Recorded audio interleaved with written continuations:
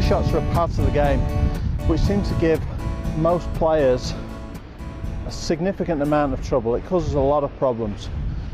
See players walk in often a little bit scared or nervous about what's going to happen, struggle to get the ball out, and mainly hit a combination of fat shots where the ball fails to get out of the bunker, or catch the ball first and thin it way over the other side of the green.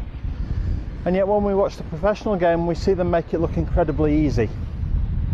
Now part of that is obviously an amount of practice, having good technique, but understanding how to hit a bunker shot effectively can turn this part of the game from very much a weakness into a strength. So I'm going to show you a drill where you can understand why you might hit poor shots in the first place. So the best way to practice your bunker shots to begin with is to take the ball away from you. And we're just going to hit the sand. Golf is a game where for the most part we're obviously trying to hit the ball, except in a bunker shot, the greenside bunker shot. Here we're trying to miss the ball on purpose. We're trying to hit the sand, take a divot, and the divot moves the ball. So the key to being a good bunker player is understanding how to create the correct divot in the correct place. So I've drawn a line out here in the sand. Now, the first element is ball position. We've got to have the ball positioned way forwards in the stance to make sure that we hit the sand before the ball. In other words, the ball is after the bottom of the swing. So we're going to position the ball opposite the left heel. So the first thing I do is I place my left heel in line with the line we've drawn on the floor. I build the rest of my stance. Fairly wide stance, slightly open stance for a right-hander, slightly left of target, just to give you a little bit more room to turn through. But essentially, the line position is the key element. What I'm then going to do is build my setup, make sure that I don't lean the club shaft forwards. That'll get the club digging too deeply into the sand. So I produce a nice straight up looking club shaft, and then simply make a swing, and the whole object is to try and make the divot rub the line out. So here we go. We build the stance, slightly open, straight up looking club shaft, and we simply make a divot. Now, the ideal divot is one where if we drew the line back in, the line would pass exactly through the center of the divot.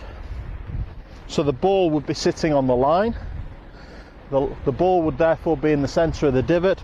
We've hit the sand first. You should see the ball splash out onto the green in front of you. Now, if your divot isn't in the correct place, it's either before the line or after the line, then there's an issue in your golf swing. So if we take our divots before we've reached the line, it's likely that your weight transfer is too far on your back foot. You haven't transferred the weight through onto your lead foot.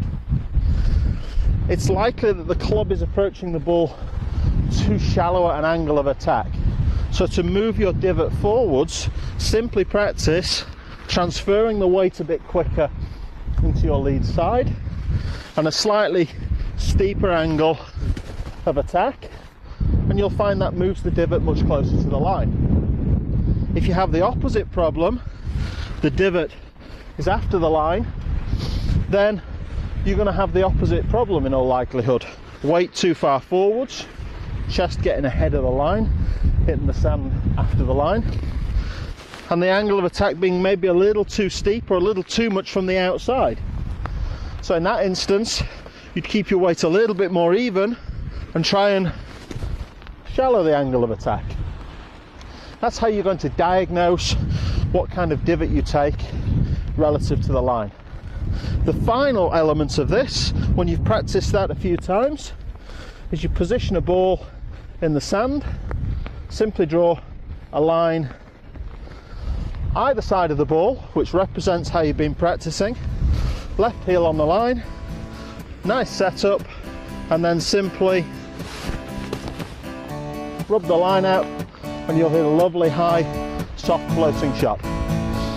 Hope this helps your bunker shot. It's an excellent way to practice to really improve the consistency of your divots.